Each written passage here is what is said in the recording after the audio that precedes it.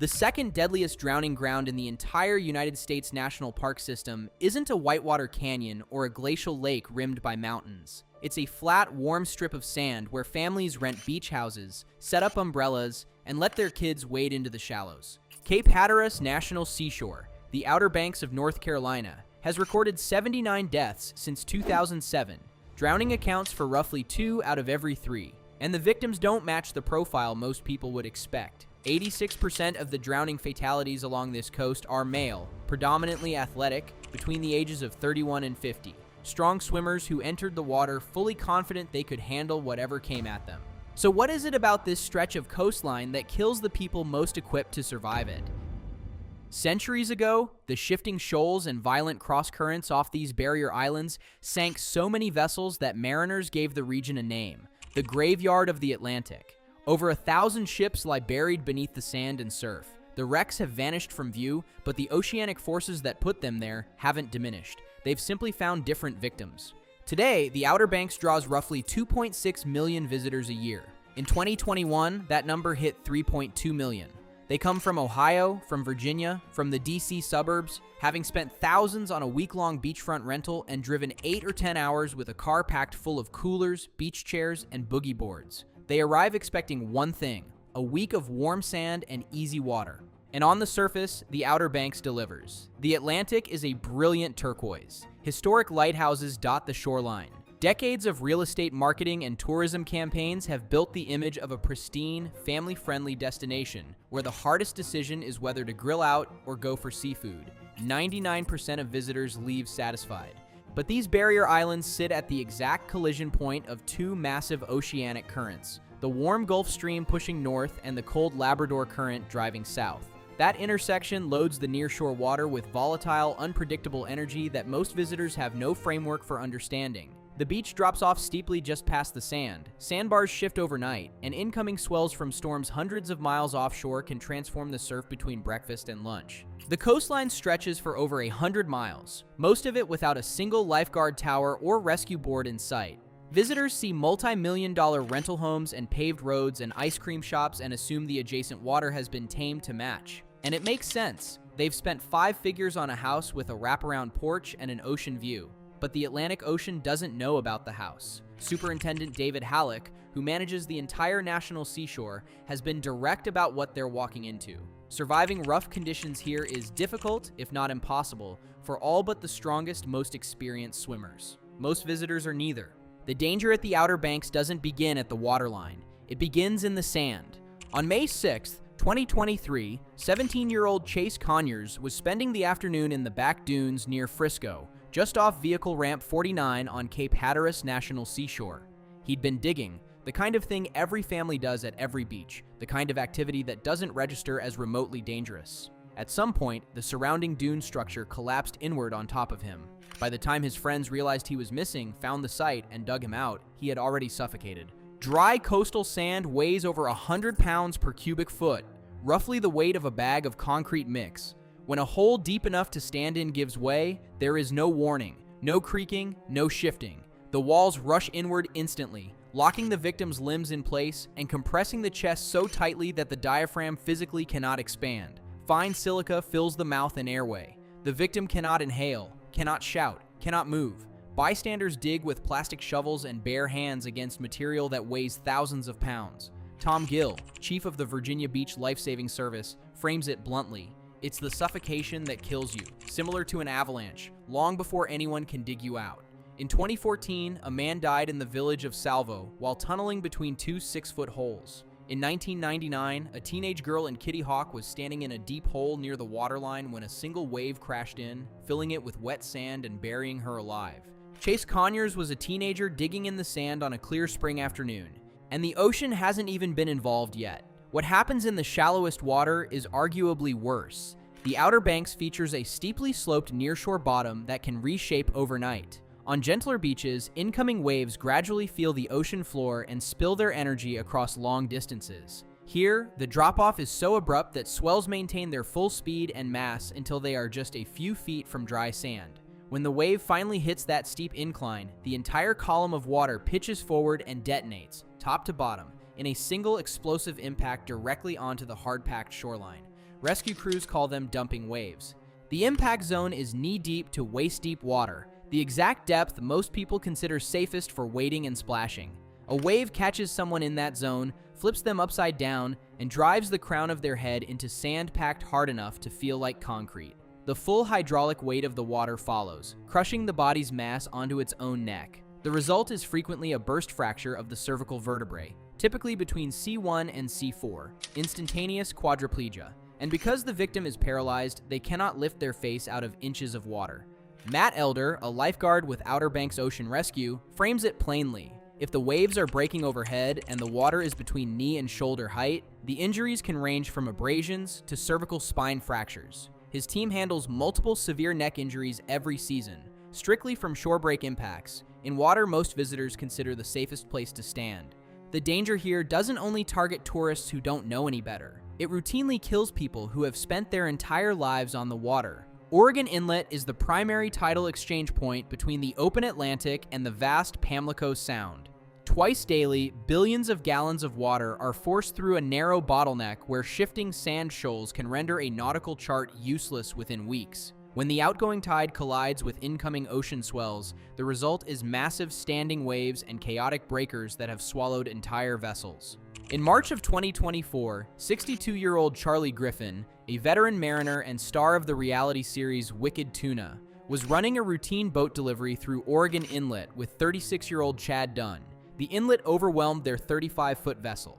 It capsized, throwing both men and their dog into freezing water. None of them survived. Since 1961, Oregon Inlet has claimed at least 27 lives and destroyed over a dozen boats. The people it takes are not novices. They are charter captains and commercial fishermen who navigate extreme oceans for a living. Oregon Inlet kills them anyway. Everything covered so far, the collapsing sand, the shorebreak, the inlet, accounts for a fraction of the total death toll here. The mechanism behind the vast majority of fatalities is something most visitors walk directly toward. If you want to catch the next one of these, subscribing takes 1 second and means it shows up automatically. By far the deadliest force on this coastline is the water that looks the calmest. Stand on the beach at Cape Hatteras on a summer afternoon and look at the surf.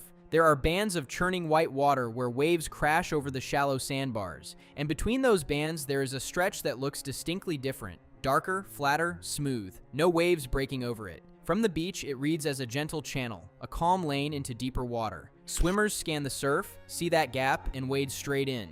That gap is a rip current. It is a river of seawater flowing away from the beach at speeds that can reach 8 feet per second, a velocity that matches or exceeds the top sprint of an Olympic swimmer. And unlike the Olympian, who sustains that speed for seconds at a time in a flat, temperature-controlled pool wearing a racing suit, the rip current sustains it continuously, during what oceanographers call a rip pulse, a sudden acceleration triggered by a larger incoming set of waves. The speed can double for 30 to 60 seconds. From the surface, these pulses are entirely invisible. As breaking waves push enormous volumes of water toward shore, that water has to return to the ocean. It flows laterally along the beach until it finds a gap in the offshore sandbar, a depression, a deeper channel, then converges and rushes seaward through that narrow corridor. Because the water in the channel is deeper, incoming waves don't break over it, which is why, from the beach, the most dangerous water looks like the most inviting. When someone steps into that channel, the water is warm, the sand is firm beneath their feet, the sun is on their shoulders. Then a larger set of waves breaks offshore, and the sand beneath their feet dissolves, scoured away by the outbound flow. They go from standing in waist-deep water to treading water over nothing, and the instinct that follows is universal. They start swimming toward the beach, directly into the current. This is the decision that kills them. Fighting an 8-foot-per-second current demands maximum cardiovascular output. Heart rate spikes to 180 beats per minute.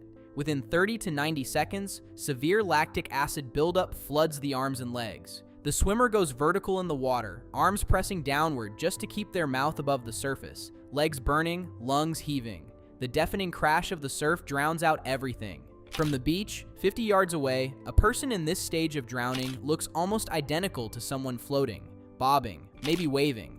Then the salt water reaches the back of the throat. Even a small splash across the vocal cords triggers a laryngospasm, an involuntary sealing of the airway. The body is trying to protect the lungs from fluid, but in doing so, it shuts down all airflow. The victim cannot breathe. They cannot scream. They are surrounded by hundreds of families on a bright summer beach, and they are suffocating in complete silence. From the first loss of footing to cardiac arrest, the entire sequence can play out in under 4 minutes.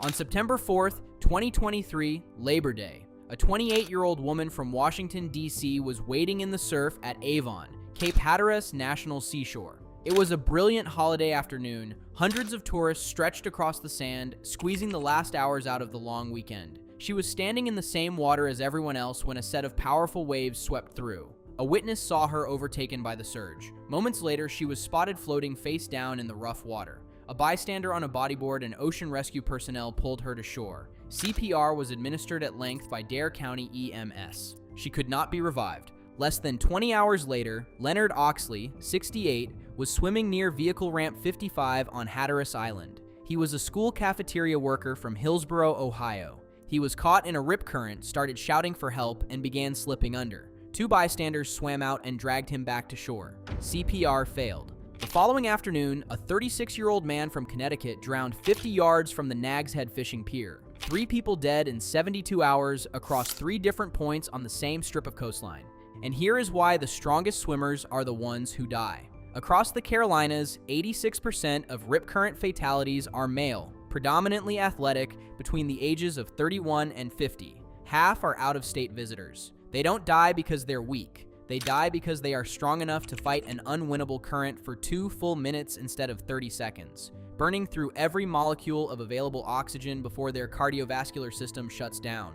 Weaker swimmers panic early and stay near shore or surrender to the current and float. Strong swimmers fight until they physically can't. In 1988, a 38-year-old man from Wheeling, West Virginia was swimming with his wife and 11-year-old son at an unguarded stretch in Rodanthe when all 3 were caught in the same rip current. His wife and son managed to fight their way back to shore. He did not. 45 minutes of CPR by park rangers changed nothing. And there is a second kill profile within this mechanism that is uniquely devastating. Nearly 30% of all rip current drownings in the Carolinas involve the person who went in to help. A family member spots someone struggling, charges into the water with nothing in their hands, and the original victim, running on pure survival instinct, grabs them and pulls them under. 1 drowning becomes 2. Rip currents account for roughly 80% of all ocean rescues performed on this coastline, and the overwhelming majority of deaths at Cape Hatteras National Seashore. They intensify every late summer and fall, when tropical systems hundreds of miles offshore drive powerful swells toward the barrier islands, generating violent rip pulses on days when the local sky is perfectly clear and blue. The storm that creates the lethal conditions doesn't have to be overhead. It doesn't even have to be visible. With 79 deaths across 17 years and roughly 2.6 million annual visitors, the per-visit mortality rate at the Outer Banks is statistically low. The vast majority of people who come here swim, surf, and go home without incident. And where lifeguards are present, the risk drops to nearly nothing. The probability of drowning at an actively guarded beach is approximately 1 in 19 million. Lifeguards in the town of Emerald Isle alone logged over 8,500 preventative interventions in a single season. Thousands of swimmers physically intercepted before they got into trouble. The deaths concentrate around a specific, consistent, avoidable pattern: an unguarded stretch of beach, a day when the red warning flags are flying, and a visitor who either doesn't see the warning or doesn't believe it applies to them. The entire economy of the Outer Banks runs on summer tourism, a billion-dollar real estate and hospitality engine built on the promise of a carefree vacation. Warning flags fly so frequently during hurricane season that visitors start treating them as overcautious suggestions rather than indicators of lethal physics. They see surfers in the water. They see other tourists waiting. They've paid for this trip, driven all day for this trip, and they are not going to be told they can't swim. And the conditions are getting worse. The barrier islands are retreating westward, driven by sea level rise and accelerating erosion. In recent years, entire beachfront houses have collapsed directly into the surf zone, scattering splintered wood, exposed nails, and septic waste across swimming areas. The ocean is eating the land the tourists are standing on. The flag system only works when people listen to it. Lately, according to local rescue officials, they haven't been. If you're heading to the Outer Banks or any exposed Atlantic coastline, a few things are worth knowing before anyone touches the water. First, swim near a lifeguard. That single decision changes the math from open ocean wilderness to a 1 in 19 million statistical event. If the stretch of beach is unguarded, do not go in. Second, know what a rip current looks like. If there is a calm, flat, dark gap between areas of breaking white water, that is not a safe lane. It is a conveyor belt heading out to sea. And if you are caught in one, do not swim toward the beach. Swim parallel to the shoreline until the pull weakens. That means you've exited the narrow channel, then angle back in. If you're too exhausted to swim at all, flip onto your back and float. A rip current will not pull you under, it only pulls you out. The flow dissipates past the breakers, and from there you can signal for help. Third, never enter the water to rescue someone unless you are holding something buoyant. A boogie board, a surfboard, even a cooler lid. Without flotation, there is a nearly 1 in 3 chance you become the second victim. Fourth, before you settle onto the sand, memorize the nearest street access name or mile marker. If you need to call 911 on 100 miles of identical-looking beach, a dispatcher cannot find you from a vague description. Exact location is the difference between a rescue and a recovery. And never dig a hole in the sand deeper than the knees of the smallest person standing in it. No tunnels, no exceptions. Fill it in when you leave. The Outer Banks earned the name the Graveyard of the Atlantic centuries ago by shredding wooden ships on its shoals. The ships are gone now. The energy that destroyed them is not.